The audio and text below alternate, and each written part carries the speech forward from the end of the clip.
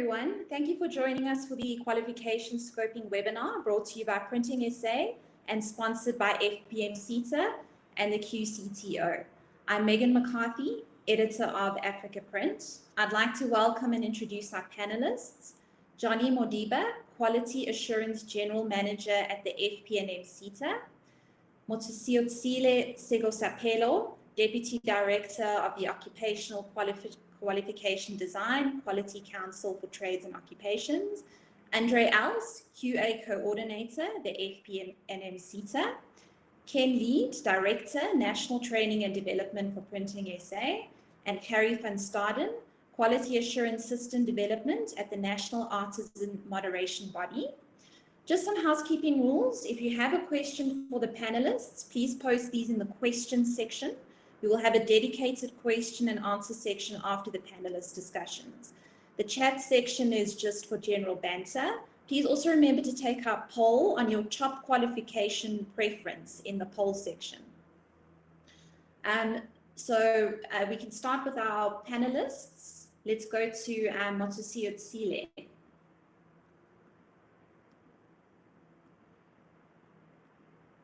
You can just unmute your mic.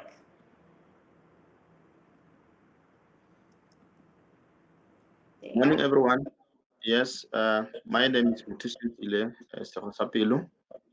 I'm one of the deputy directors responsible for occupational qualifications development from the Quality Council for Trades and Occupations. I'm mainly responsible for qualifications related to trades as well as technical qualifications.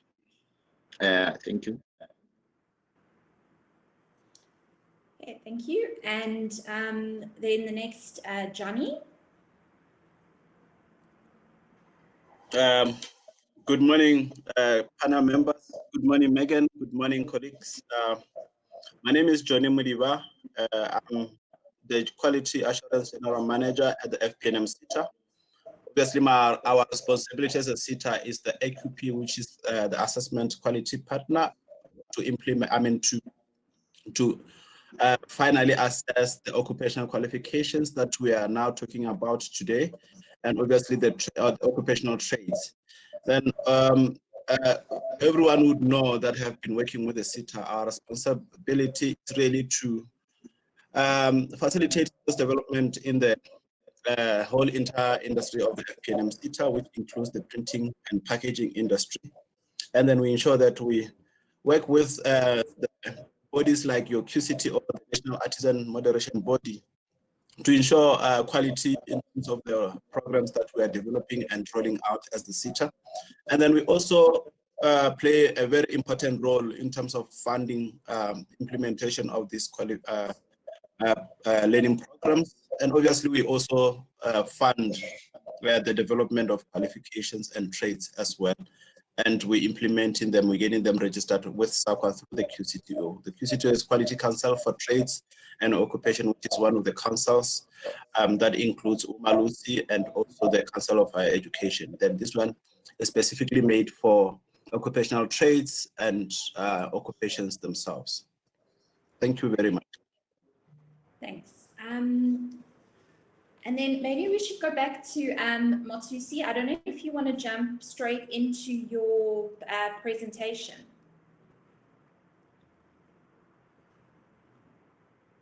Okay, let's unmute your mic.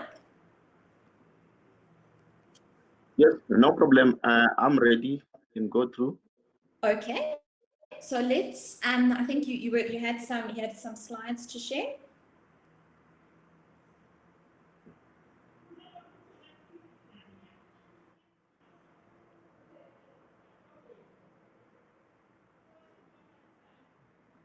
Okay, so just a reminder to our attendees, so long, please take the poll in the poll section and what your preference on the top occupational qualifications are. You'll see there's 2 people have taken the poll so long, so we would really appreciate your input.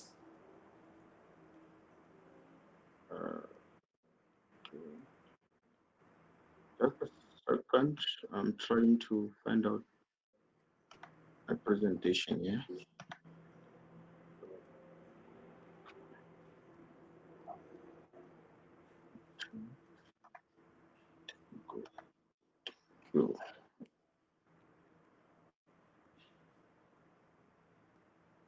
Okay, there we go.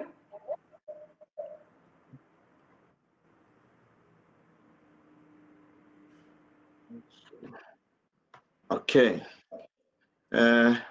Morning, everyone. We are gathered here today for QCTO scoping presentation. Listed on the screen are the qualifications that we received. Actually, we received a request from FP&M SETA to develop these qualifications. And I think it was some years back. So this qualification, we once had a pre-scoping meeting with the stakeholders.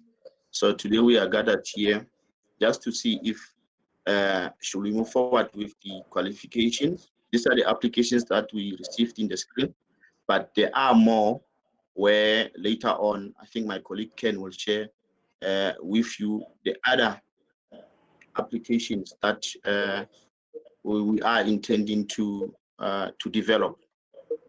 Okay, moving on.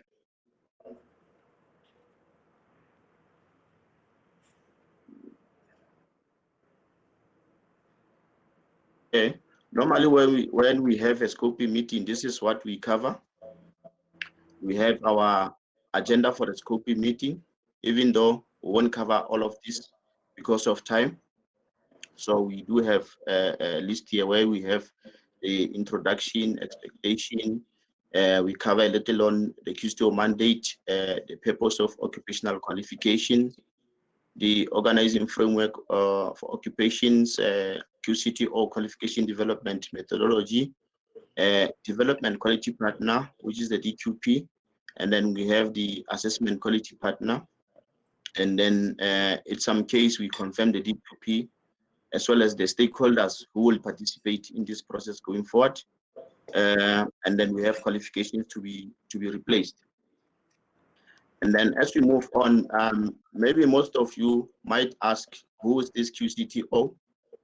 The QCTO is the council, is Quality Council for Trade and Occupation, and it was established in 2010 in terms of the Skills Development Act.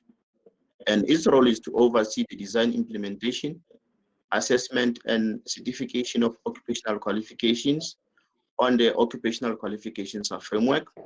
And then it is one of the three quality councils responsible for a piece of the National Qualification Framework.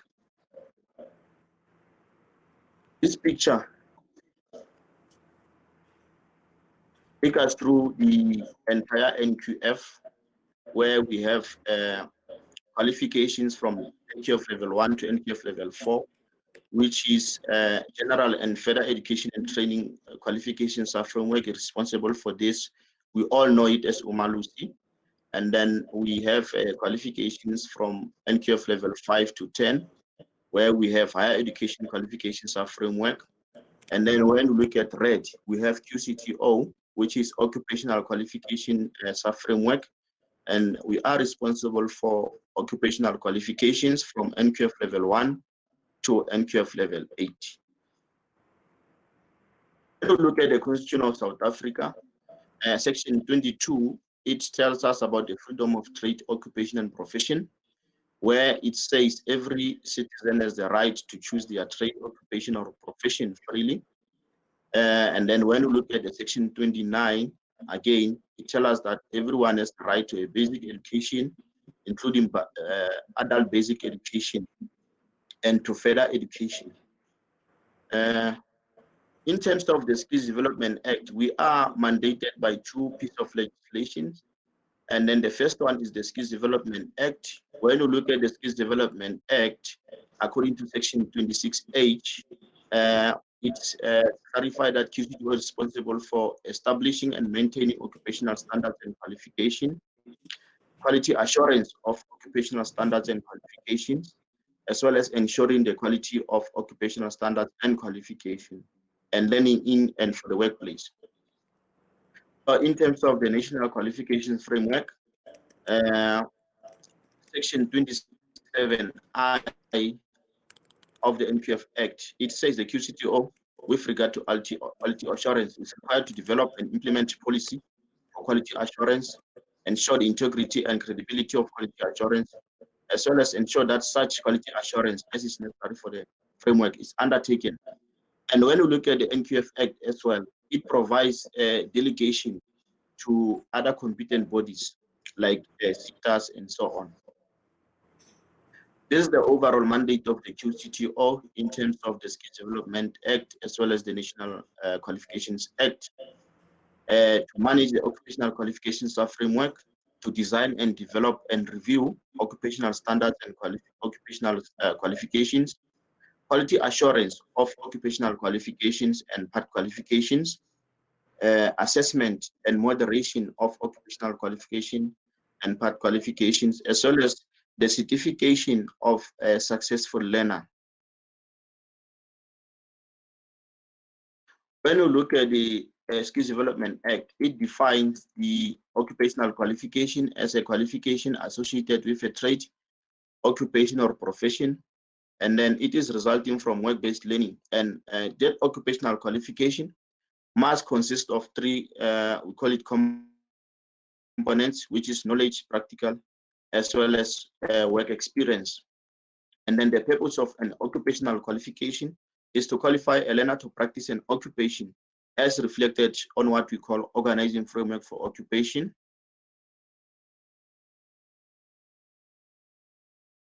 Qualification developed using QCTO methodology. We have the role players in the qualification development space. We have what you call an applicant, which is a person submitting a request to develop an occupational qualification. And then we have what you call development quality partner, which means a body delegated by QCTO to manage the process of developing specific occupational qualification, curricular and assessment specification. If you remember earlier on, I said the NQF allows the delegation to a third party. We have what you call a qualification development facilitator, which means a person registered by the QCTO to facilitate the development of occupational qualifications. And then we have what you call the community of expert practitioners, which is a group of people who will be qualified in the relevant occupation with at least minimum of 5 years experience in that particular occupation. For example, if you were to develop a printer's mechanic, that means we need some experts who are coming from that field. Those the ones that we are calling them community of expert practitioners. And then we have what we call accredited skills development provider, which means a provider of occupational learning accredited by QCTO. In this case, when the qualifications that we are developing are registered, and then anyone who meet the requirements to offer the qualification will apply to QCTO for an accreditation to offer the qualification. We have assessment quality partner, and then in this case means a body delegated by QCTO to develop assessment instruments as well as manage the external summative assessment. For our trades qualification, we have what we call a National Artisan Moderation Body, which they are responsible for all for assessment of all our trades qualifications.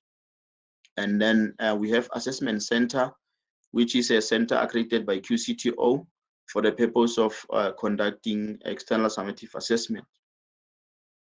Moving on, this is how we develop qualifications.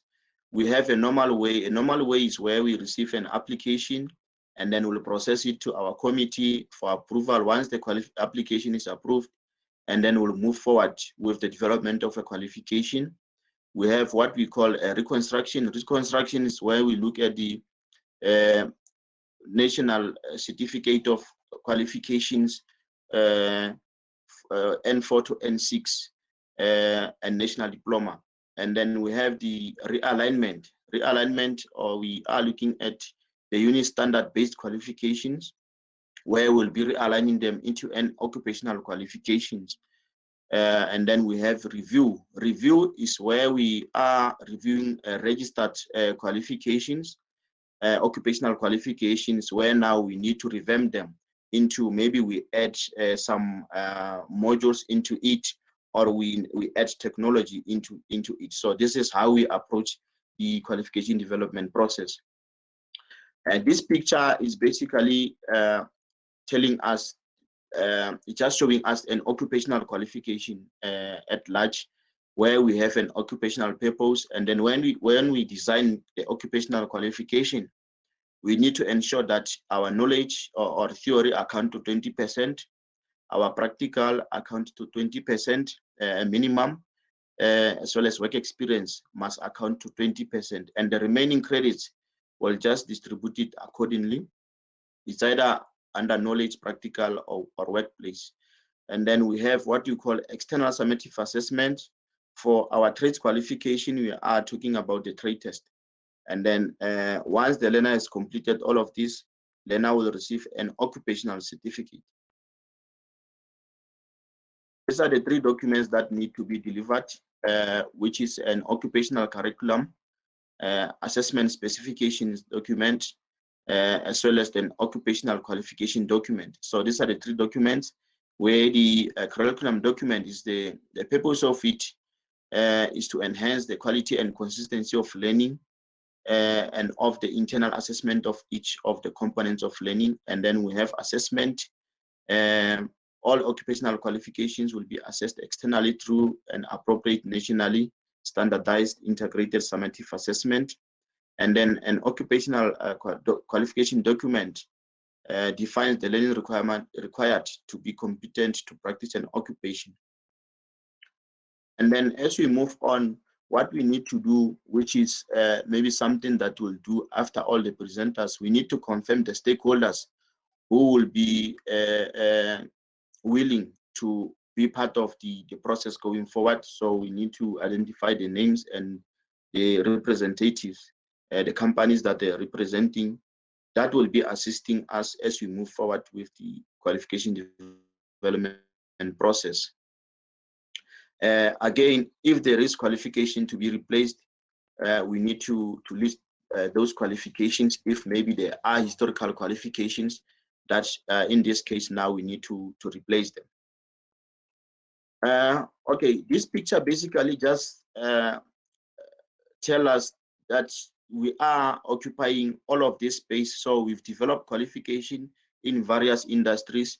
We are looking at the textile, printing, packaging, leather, machine construction. So we've developed qualifications around all of these industries. Example, we are looking at the priority occupational qualifications. This is just an example of the qualifications that were developed within the ambit of QCTO. You have your solar photovoltaic service technician, wind turbine, hot water systems. And then as you move on, the manufacturing industry as well, we've developed qualifications around this area. We have the instrument mechanicians, all of the automotive motor mechanics, automotive electricians. And then as you move on again, we've covered the industry around the national road safety. We have traffic officers.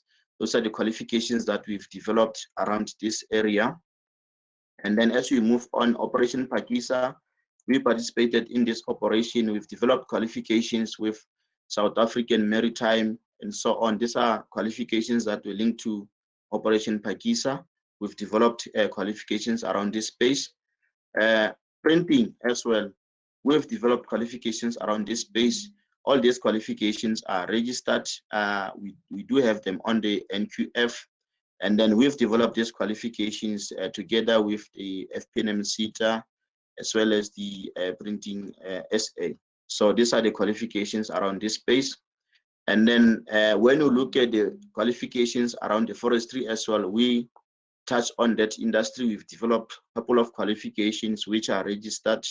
And some of the qualifications, they do have learner uptake. Now this takes me to the end of my presentation. I just try to minimize the slides. Thank you very much.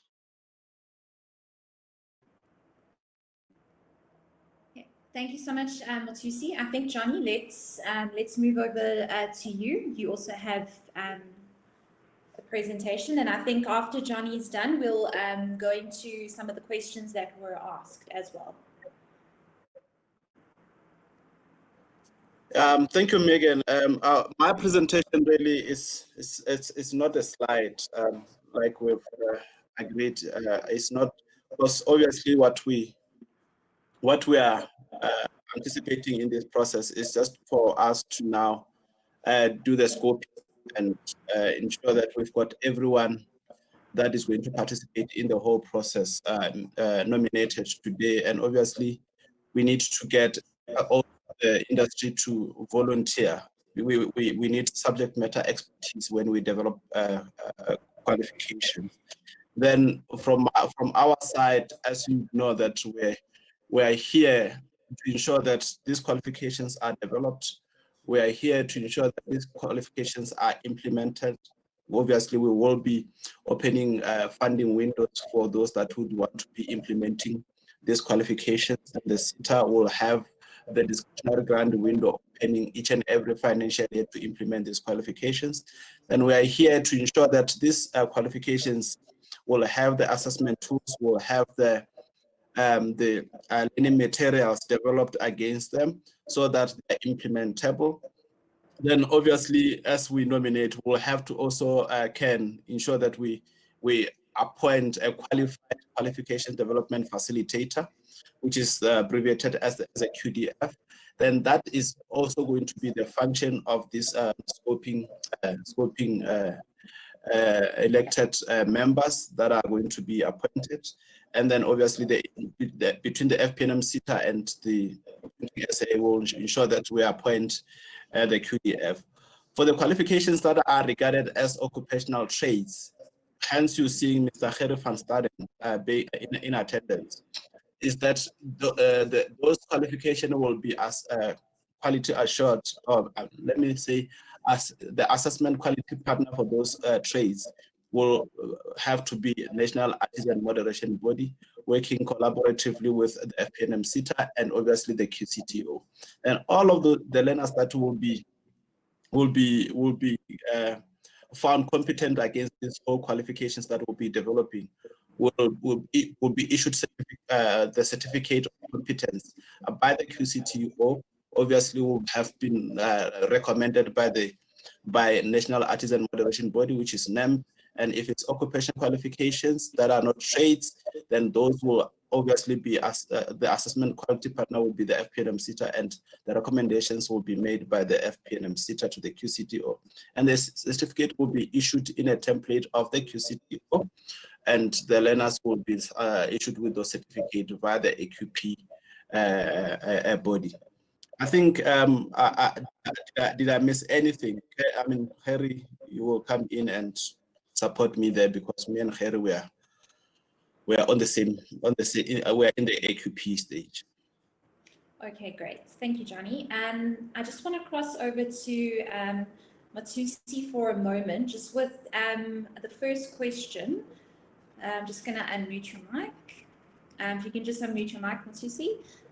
So Abisha's asking, how has the QCTO and its stakeholders factored in the future of jobs for the next 5 years in determining if the qualification development proposed is in line with the technological and the changing work environments in the future?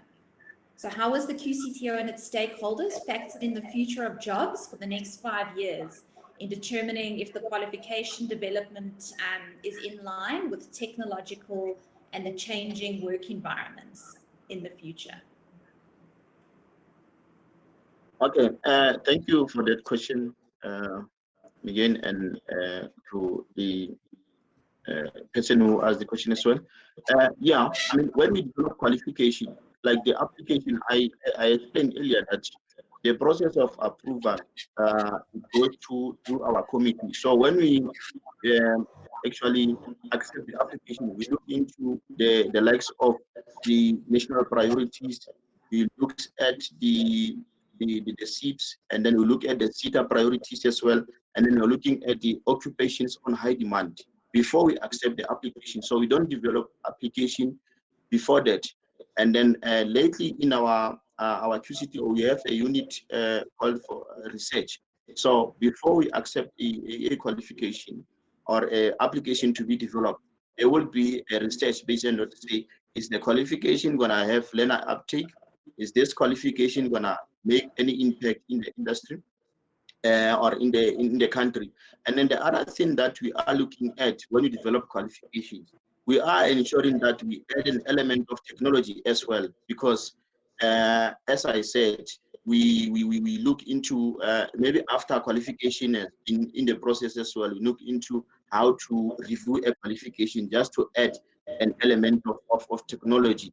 But as we develop qualification, it's a must that we look into technological aspect of it, because yes, we are looking into the fourth industrial revolution and so on and so on. So we need to have an element of technology within the occupational qualifications that we are developing.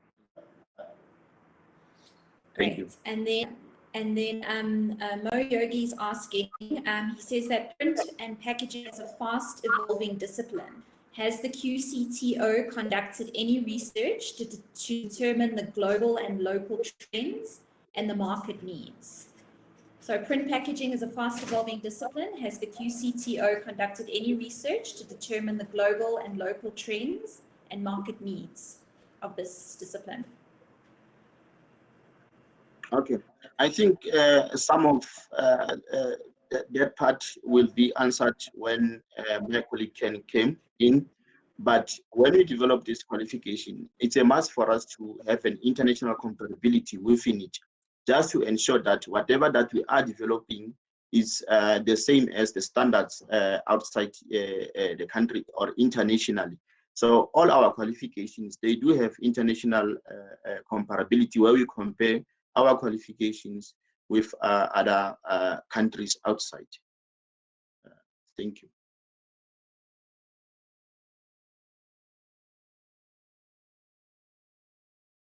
Your mic is muted. I can't hear. Sorry, Harry, thank you. You're up next for your presentation. I'm just going to unmute your mic. You can also just unmute your mic for me.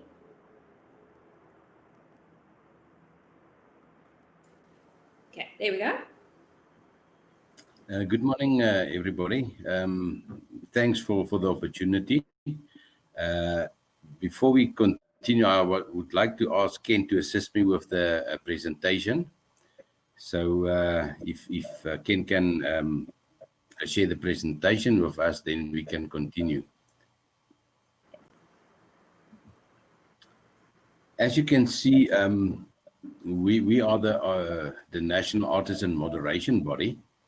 And we are responsible for all trade qualifications that is listed on the OFO. If you can move to the next slide, thanks, Ken. Yeah, the NAMB, the National Artisan Moderation Body, is established in the Department of Higher Education and Training. So on the slide, if you can see the yellow blocks there, we are reporting to skills, the Skills Development Branch, with a sub-directorate or a chief directorate in Lela. That is the National Artisan Development Chief Directorate. Under that, there are 4 functions. If you can see at the bottom part, World Skills, right on the screen left side. It's World Skills SA.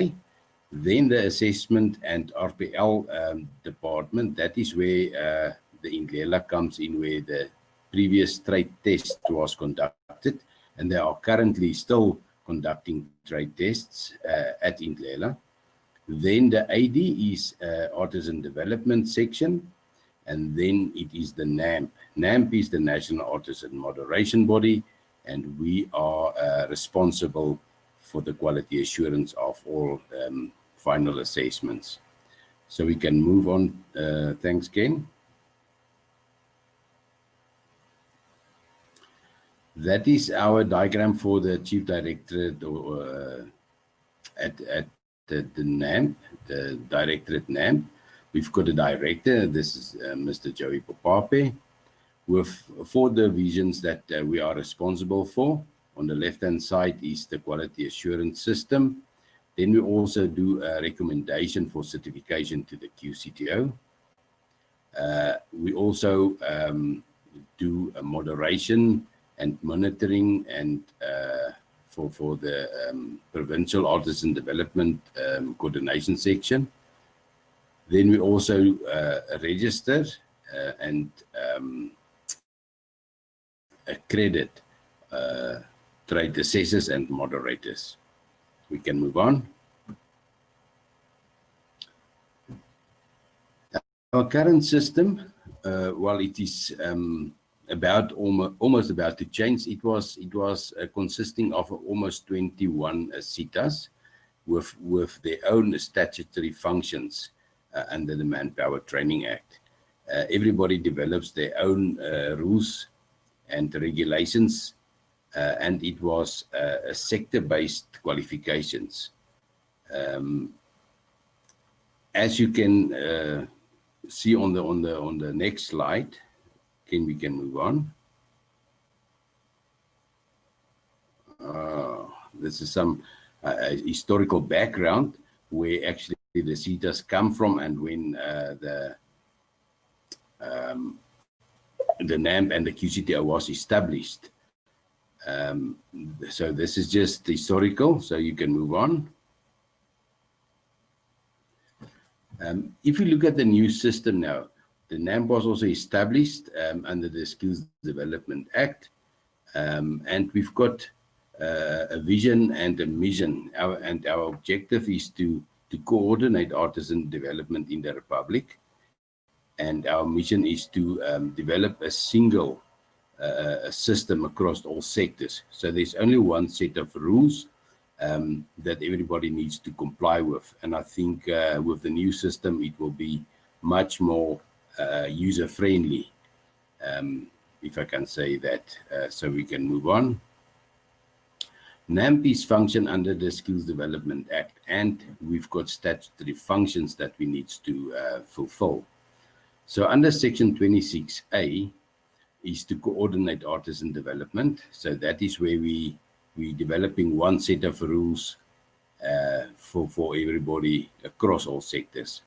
And our responsibilities are then to monitor the performance of accredited trade test centers. We need to moderate trade tests throughout the country. And we also develop and maintain a national data bank of assessment instruments.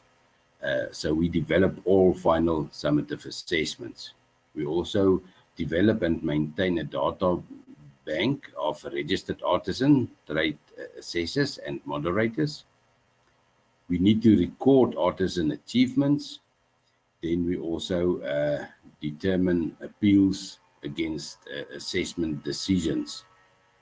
Then we also do the recommendation of certification to the QCTO. And then any other functions that the QCTO needs us to do with an SLA that we sign with them. So we can move on. This is just the flow process when we start with the process. If you can see the blue blocks, this is the DQP established section where a CEP, a community of expert practitioners, as you was follow the presentation of the QCTO.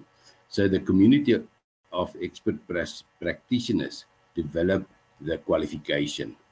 NAMB is part of that first meeting to nominate a member of the CEP.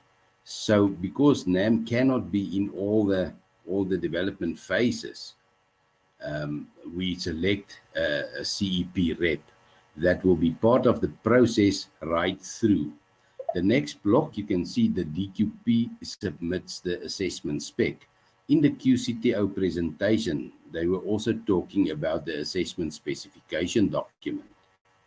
That document is the document that NAMB used to develop the final assessment Therefore, it's so critical for the CEP rep to participate and see that that document is fit for purpose so that we can use it at a later stage. Once that process are done, the NAMB approve the assessment specifications. The assessment specifications then goes to a forum that we call a National Artisan Moderation Forum, where this CEP rep will also be then a member to sit on that forum. Then the qualification gets registered by SAQA. Once that is done, then you can see on where the yellow block starts, then NAMB also convene a reference group with the industry. Sometimes the whole CEP, the community of expert practitioners, will participate in that meeting, and then from that meeting, NAMB only, or the industry only, select a few people that will continue with the work forward for the final exam that needs to be developed. Once that process are done, then we call it a technical work group process. So that CEP or that rep will be then part of the technical work group that will be appointed to continue with the work. The next step is the venue will be decided. NAMB will put up a facilitator. Then that whole process continue with the assessment specification document. That is where we build the capacity to start the development process. We develop a quasi-addendum for theoretical questions. That is the whole process that you will see, the index, the instructions, the ARPL toolkit. The ARPL toolkit is artisan recognition of prior learning. That is for people that is working in the trade for so many years and never get the chance to get the qualification. So we develop a toolkit for them to go through the process. We also develop an accreditation checklist for a skills development provider to become an assessment center. Then our process is to pilot all the documents to see if the documents are fit for purpose. Once that is done, rectifications are made, and then this process will be also endorsed and approved on the Artisan Moderation Forum. Once that is done, then this final assessment goes to the QCTO for final approval. This whole process will take us approximately 8 months. We are working 2 days per month in this process so that we can continue with our work. It's quite a lengthy process, but actually we are spending 16 days, contact days, with technical work group, with actually the CEPs, the community of expert practitioners, to develop this. Once that is done, then like I said, the QCTO will do the final approval, and then the assessment is ready for rollout. And that is the process that we are busy with. Once the qualification are done and registered, we cannot move with this qualification or this process unless the qualification is registered and it's got a SAQA ID. And that is so important for the SETAs or for the DQP to push this process so the qualification can get registered. Then we can start working. I think, and that is all that process consists of for this point in time. The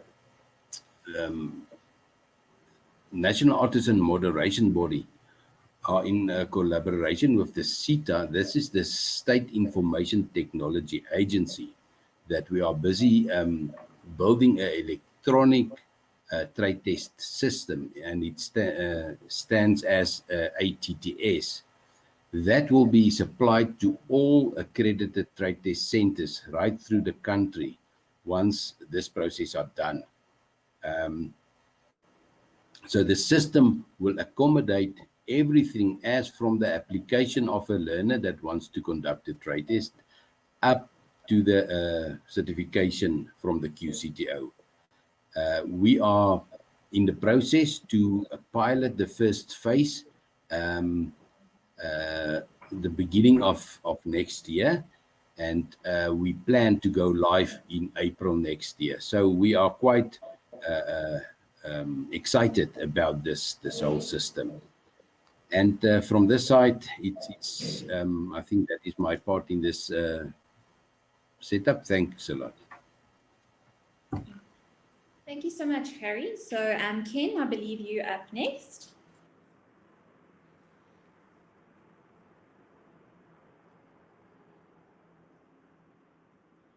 Okay, so while Ken is getting ready, I'd just like to remind our attendees to please take the poll on the top qualifications. We really appreciate and need your input.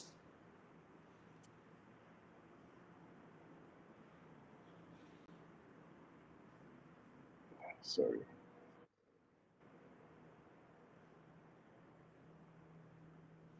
And also, please keep those questions coming. Our panelists are very diligent in answering them, and there will, of course, be a Q&A session at the end as well.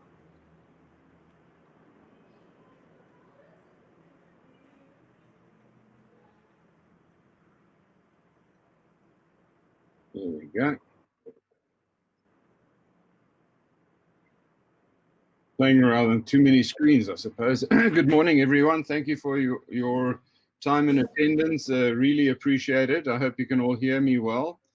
As you've heard from our colleagues, we are busy with identifying what qualifications we should focus. When I say we, I'm saying the FP&M SETA and PrintingSA should partner in developing going forward. We have discretionary grant funding available from the FP&M SETA to develop a further 5 qualifications.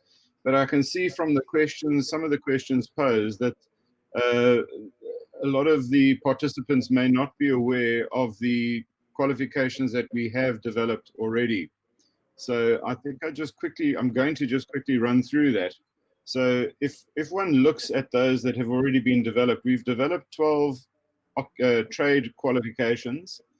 And if we quickly look at the bolded qualifications, so the electronic prepress technician, for example, has been developed, and we've, in the qualification scoping and development process, 4 specializations were identified and developed as occupational qualifications for prepress screen technicians, litho, flexo, and gravure technicians. What's interesting, though, is if you look down this column here, you'll see that we've also developed a embodied or derived from the parent qualification you have, for instance, the screen maker, the plate makers, and the cylinder engravers.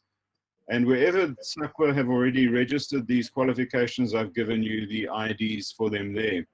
So heat set, rotary offset, cold set, rotary offset, sheet fed lithographer, with their parts, have all been developed. Your flexible packaging printer, to put it in normal terms, and the flexo plate mounter have also been developed, as well as our 2 bookbinding trades with all their parts, and the corrugated board and container machine minder with its 2 major parts, your board manufacturer and your printing and finishing machine technician. And on the carton making side, the trade of carton making has been registered. We're still waiting for the CAD operator, the carton die maker, the carton gluing machine operator, and the cutting and creasing machine operator to be registered. So what PrintingSA have done in the process of and I'm sure that my colleagues Johnny and Mutisi can tell us that it's been quite a quite a process of getting those 12 qualifications registered and packaged in such a way that they meet with SOCWA's approval. And those goalposts, to put it, have changed significantly over the years that we've been doing this development. So I'm not pointing a finger at any of my colleagues. We are now working very well with Matusi and his team, his new team, if I can put it that way, at the QCTO to make sure that all those qualifications that I've just shown are developed. But PrintingSA has done quite a bit of research over the last short while, and we've identified a number of what we are calling short learning programs that have been derived from those qualifications already developed. And that is a list of short learning programs that will eventually become occupational qualifications in their own right, or in the instance of the digital cutting and creasing machine operator, that would be credit bearing at least towards one of those qualifications. So rest assured, those will be launched during the course of next year, and along with a range of other occupational qualifications that don't form part of those qualifications already developed. So the role that what we're trying to accomplish now, and I really would like, I see that that a number of you have already started voting for your priority occupation on the poll. So those who haven't done it, please go there to the poll and click on your priority occupation that you would like PrintingSA and FP&M SETA to develop. So that is the list that you'll see of the top 10 that were derived from a training needs survey that PrintingSA recently conducted. The ranking there, you'll see that based on feedback that we've received, those are the top 10. So now what we need to do is derive the top 5 so that we can confirm with the QCTO that these are the 5 that not PrintingSA and not the FP&M SETA want to develop, but stakeholders in the industry believe that these are relevant and needed insofar as training is concerned going forward. So I think that's all from me then, Megan. I think we need to, let's just stop sharing this. We really need just to go now onto the process of getting industry to say, yes, these are the trades, occupations that we'd like developed, and those organizations who would be willing to share. I know that was part of our survey, so we've already got some companies putting their hands up and saying we have subject matter experts who could form part or would be willing to release to form part of the community of expert practitioners that Gerry and Mutusi made reference to, so that we can go ahead and develop these qualifications as quickly as possible. Yeah, we would, the start of that process, that would be part of the start. The other start would be for Johnny or the FP&M SETA and ourselves to identify qualification development facilitators to get this ball rolling. Yeah, that's all for me for now, Megan. Thank you. Okay, thank you so much, Ken. So I think, Gerry, you're up next to discuss the trade test and artisan recognition of prior learning toolkit process.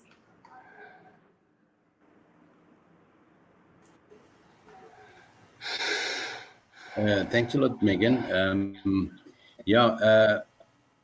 The process for ARPL, this is a recognition of artisan recognition of prior learning.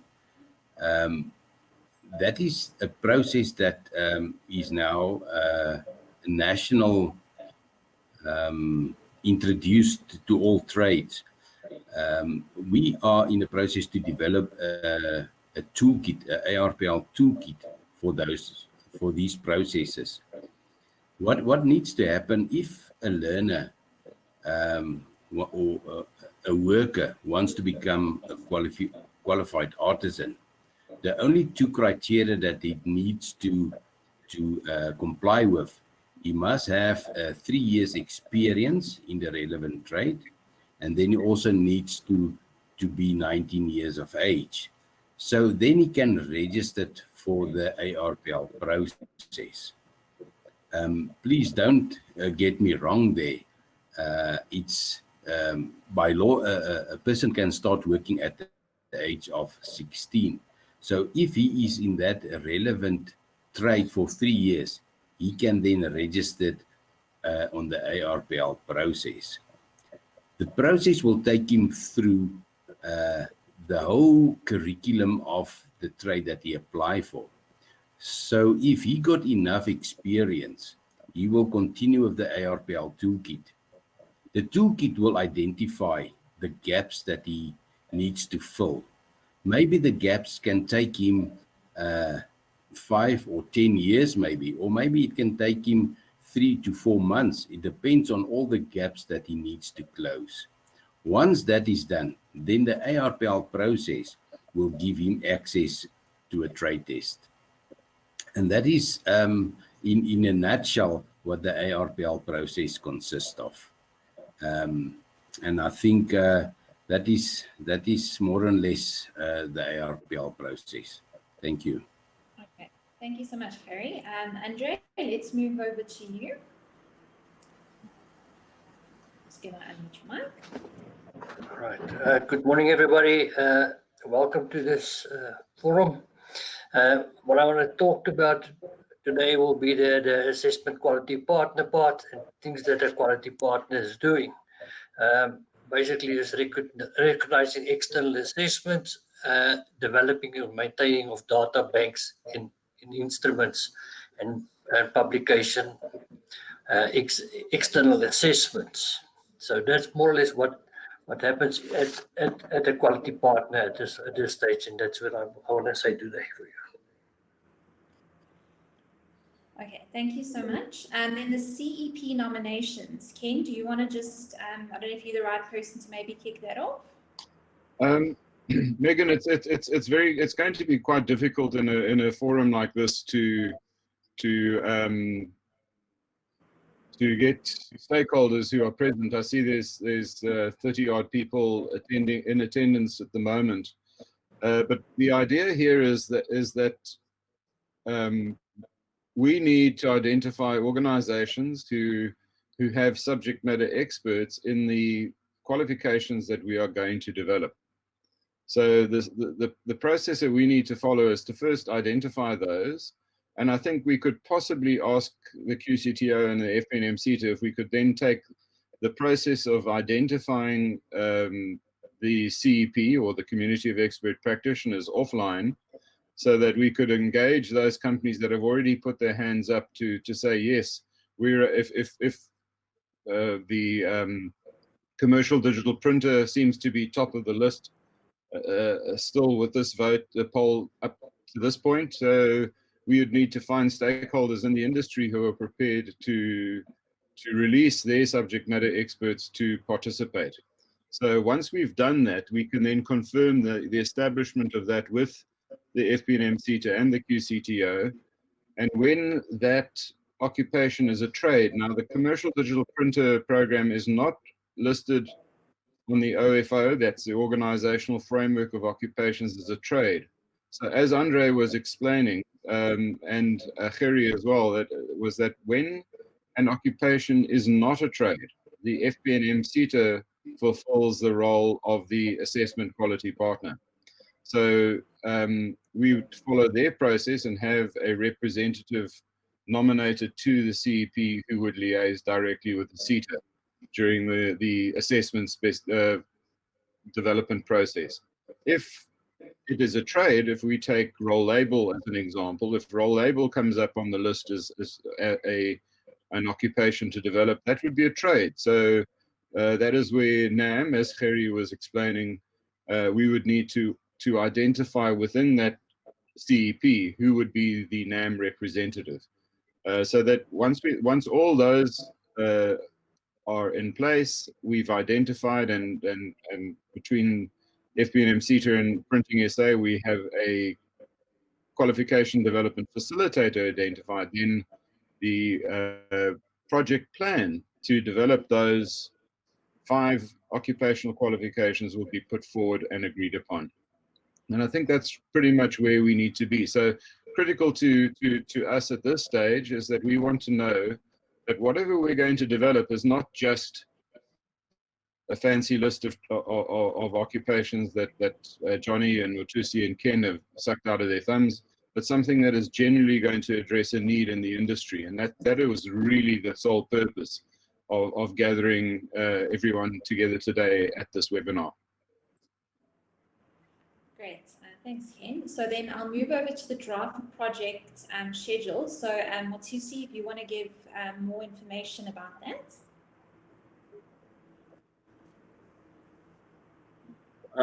Okay, thank you, Megan. I think just to reiterate on Ken was just saying now regarding the nomination of the CEP members. I'm not sure if it will be fine, because maybe we do have a new people on today's webinar. Maybe those who are willing to just forward their names to you, and then when we run off, then we'll see who's in and who's not. Because I think from here we'll be moving into the profiling of the qualification after the appointment of the facilitator. And then just to clarify that our nomination, basically we need the likes from the employer side, and then we'll need, maybe if we do have the practicing artisans in the space, and then we'll need the maybe training providers in the space, and then the union, if there is union in the space as well, we need the nomination from the union, and then as well as the professional body, if there is a professional body in this space of the printing. So any nomination from what I've just mentioned there will be welcomed. And then in terms of the timelines, I think we need to just get the facilitator first, so that when we draft our timelines, we know that even when maybe the CEPs commit to the date, we know that their date is what is actually will be facilitated by a facilitator, because we might come with a timelines here, but only to find out that maybe our facilitator won't be available for those dates. But I'll be happy to see the qualification be developed within less than a space of a year, because we do have some qualifications who were developed within that space less than a year. The qualification is out of the process and so on and so on. So I don't think there's a need for us to delay any longer. Once we have everything on board, we need to start. Hopefully within 6 months we can wrap up everything. But yeah, it will depend on the agreement or the appointment of the facilitator when I will commit to take the process forward. Because even the CEPs, when they commit to take the process forward, they'll be looking into all those timelines, their availability, and so on and so on. Thank you. Okay, thank you. Johnny, I don't know if you want to maybe just elaborate on what Mothusi said, or add anything from your side. Thank you very much, Megan.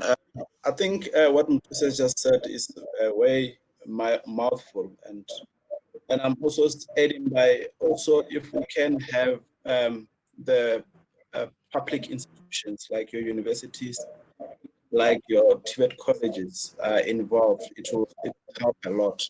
And I think it's best that we ensure that we have as much as possible all the parties involved in the whole process, so that we don't find ourselves in a situation where some other parties are saying we're not involved, we're not part of this, where, you know, then it's also coming back to compromise the work that would have been done by the whole committee, CEPs, and the industry. And again, I wanted to also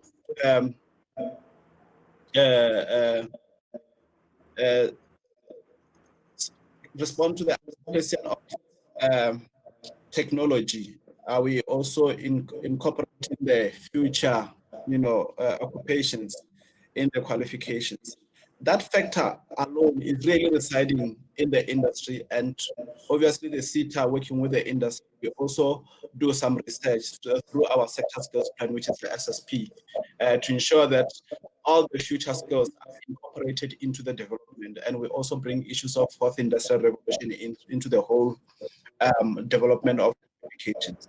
And we're really relying on the industry to really, and more especially the CEP members that will be nominated to sit in that development of qualification, in that whole community expert panel, to ensure that that is also incorporated in the development. Because if we develop something that is not responsive to the future jobs, is not responsive to the fourth industrial revolution, we would obviously be shooting ourselves on the foot, and will not be developing a qualification that will live for a very long time. Then we need a qualification that when we come to a point of revising it, we don't have to put more work into it.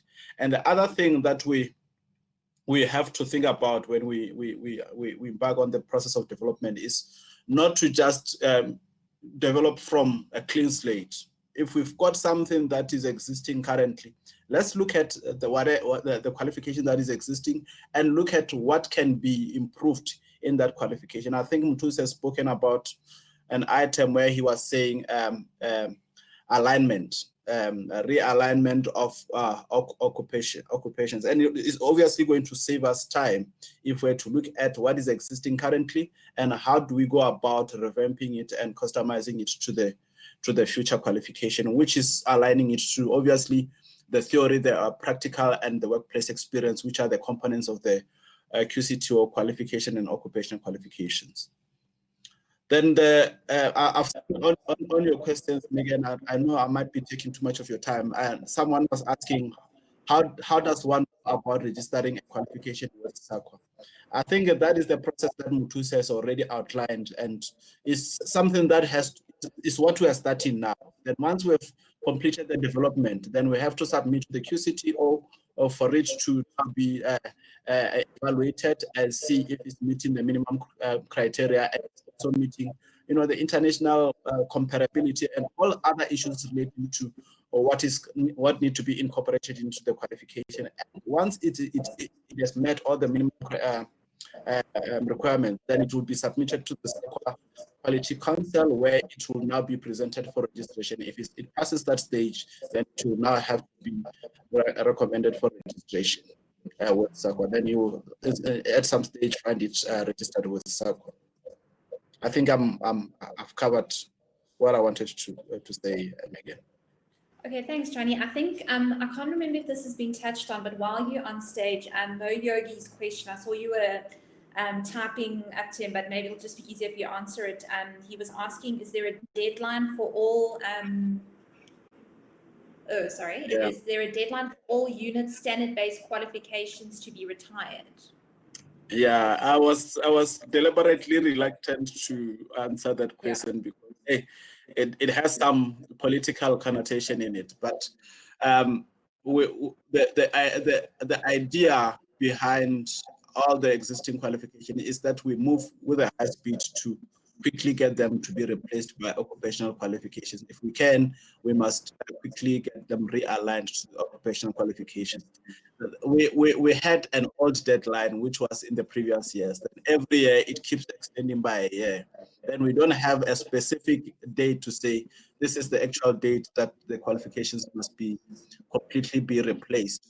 Then at this stage, I can say let's look at end of June next year, because I think Mthuse, we are extended by a year every time when we get to another year, because we still have qualifications that are still existing that hasn't been replaced, the work hasn't been started in terms of replacing those qualifications. Then we keep extending them because there is a demand in the industry to still keep powering or capacitating their industry with those particular qualifications. Okay, great. Thank you so much, Johnny. I think that is all the questions answered. So we do have a time for more questions now, and if any of the panelists want to expand on anything, Ken, I think I'll direct the next question at you from Felicia. She's asking, why is the electronic origination not listed in the top occupational qualification, or has it been phased out? Oh, sorry, Ken, I just need to unmute your mic. Please. Yeah. Sorry, yes. Felicia, thank you. A very, very good question.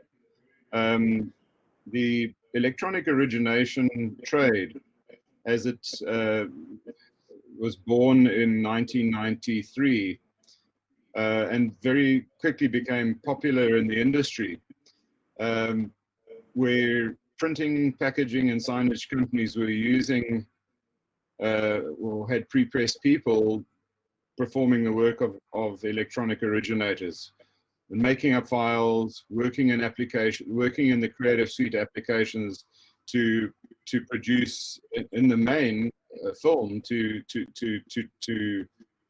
that would be used to make your printing forms, your plates, your cylinders, your screens, whatever it may be.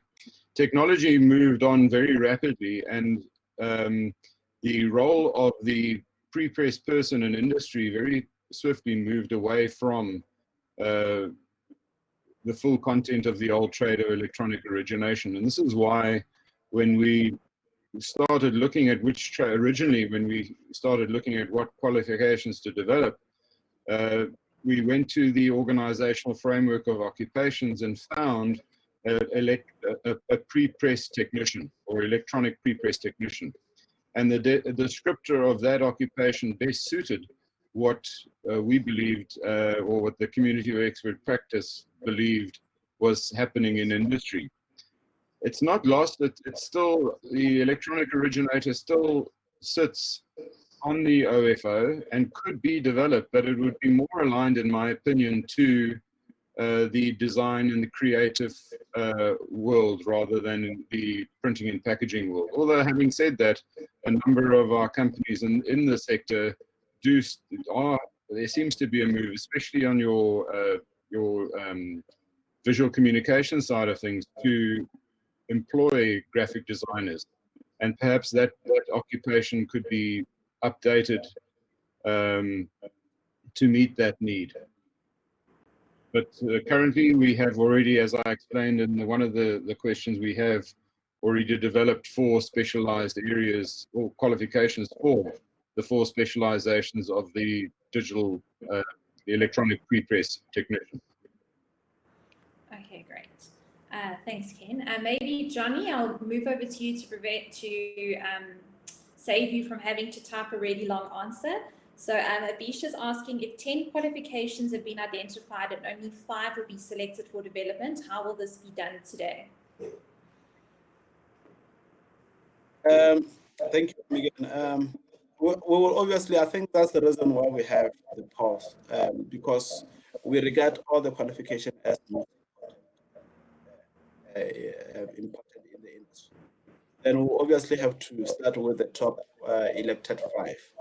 If those that have more nominations, we'll start with those ones. Then later on we'll come into the other remaining 5. Okay, thank you. So I'm not sure who to direct this to, but Abdul is asking, if subject matter experts do not come forward and volunteer their service, how will the development process continue? You need to answer that. I think will be the rescue to that particular one. But I think we really need participants of the subject matter expert, because otherwise, if we don't have any expertise in the process, then we're not gonna have tools or resources to develop qualification. Then it's useless. So to put that very bluntly, Megan, the answer that Johnny's eloquently dancing around is that if we don't get subject matter experts nominated, that qualification cannot be developed.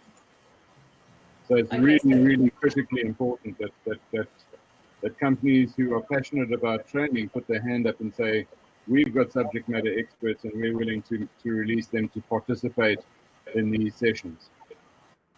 Okay, great, thanks.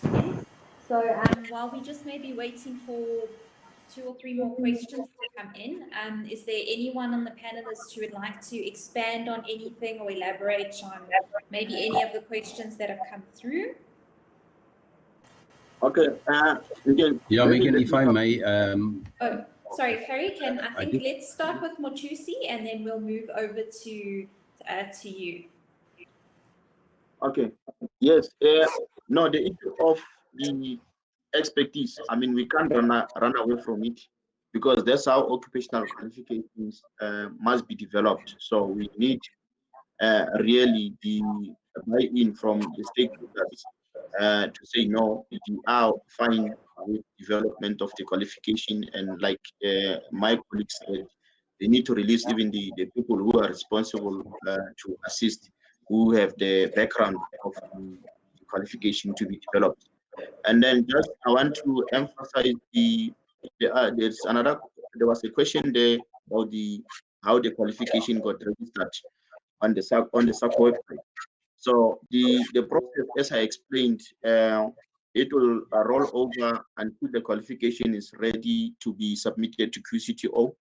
So once the qualification is submitted to QCTO, we'll internally evaluate the qualification, and then we have what we call a qualifications committee. Qualifications committee will look into the qualification. We present the qualification, and then if they approve the qualification, then we gazette a qualification for 21 days on the National Gazette for any issues, so that if maybe in case there's one company or anyone who missed the qualification development, that person can have the taste of the qualification on the public comment for 21 days. So if there are no issues after 21 days, then we have we'll present the qualification to our QCTO council, and then once the council approves the qualification, then it will go to SAQA. It will be recommended to SAQA for registration. So the process will be unfolded, like that. So the issue of the gazetting is to ensure that we cover all the angles. We ensure that we have a mass consultation, because sometimes you do have a situation where some companies come to the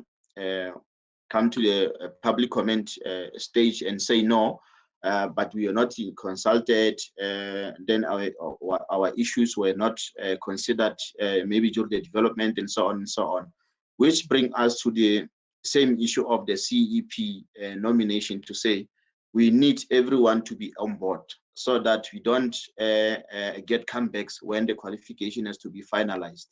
So we had a situation where during the public comments, now the stakeholders or somebody came forward and say, no, I was not consulted, so now the qualification is unfair, and so on and so on. So the issue of the CEP nomination is very important, so that we ensure that we develop the qualification that is needed by the industry. It's not qualification that is needed by QCTO, but it's qualification that is needed by the industry. So whatever that must go into the qualification will be determined by the CEP members. Thank you. Megan, I just wanted to, can I add on what Tusi has just said? Yeah, and one other factor that members must also take note of, the qualifications that are being developed here are going to be utilized by the industry, like what Mutuse has just said, and obviously is a deciding tool that is going to somehow decide if the industry is supposed to remain or still exist in the coming years. You can speak about 10, 20, 100 years from now, without any, career pathway to now, tool up your employees or the industry with skills. If they don't have skills, then obviously you'll get your industry to a dire stage. It's not gonna exist in the coming years. Then for it to keep on existing and get to even improve to where it is today is through these career pathways. Then if we are committing ourselves and coming on board and participating in the whole qualifications development and come up with the questions, the similar questions that you were posing after from 5 years, in the 5 years from now, what are we anticipating? Those are the questions that you need to bring into the whole qualifications development and ensure that you have covered those questions, so that we don't see this industry suffering in the next years to come. Okay, thank you so much, Johnny. Harry, I'll move over to you. I believe you also had something to say. If you could just unmute your mic. Thanks, Megan. Yes, I just want to plead with industry. If there's a qualification about to be developed, it's quite crucial for industry to participate, because we're developing a national qualification. And once that qualification is registered and rolled out, then it's too late for industry to come and try to stop or to change some stuff. So if you are asking to be part of this right from the beginning, jump in with both hands and everything that you've got to make this qualification a success. Because once the rollout comes, then there's a lot of companies or industries that wants to change some stuff because it doesn't suit them. So my plea is to industry: if there's a qualification about to be developed, make sure that you're part of it, and help us to get this qualification a highest quality that industry wants, so that learner can give his part in the industry. So don't let it go past. If a qualification is there, grab it with both hands. Thanks. Okay, thank you, Harry. And maybe Ken and Andre, if you guys just have some parting words, because I don't see any questions coming through.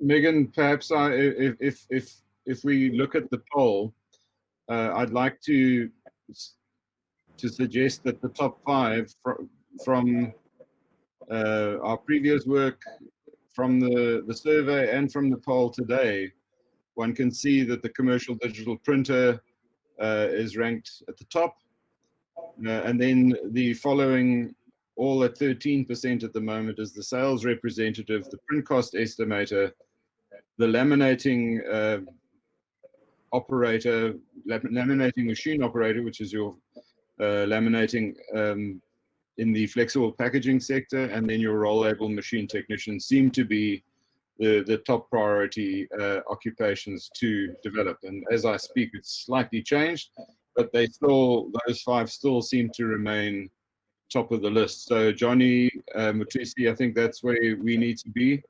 We'll need to amend our application to the QCTO based on that, and the FP&M, SETA, and PrintingSA will need to amend the memorandum of agreement that we have regarding the qualification development process and funding application that we have made. So if that's all in order, then I would thank everyone for their participation, unless Andre's got something to add. Really thank you, Practical Publishing, Sign Africa, for hosting this webinar. I really appreciate all the hard work that's gone into this, and all the hard work of my colleagues in preparation for this webinar. Thank you. Thank you so much. Yeah, so Andre, I don't know, I don't want to put you on the spot, but just give you a last chance to maybe give a few parting words. No, I'm fine, don't worry. Okay. So yes, as Ken said, thank you everyone for attending. I think they've really driven home the how critical it is for the industry participation. And with that said, just thank you to PrintingSA and the sponsors FP&M, SETA, and the QCTO. Thank you to our attendees for watching. And you can find the replay of this webinar as well as our other informative webinars on africaprint.com/live. Thank you so much and take care. Thank you so much for our panelists. Thank you. Thank you. Okay, bye. Thank you. Thanks.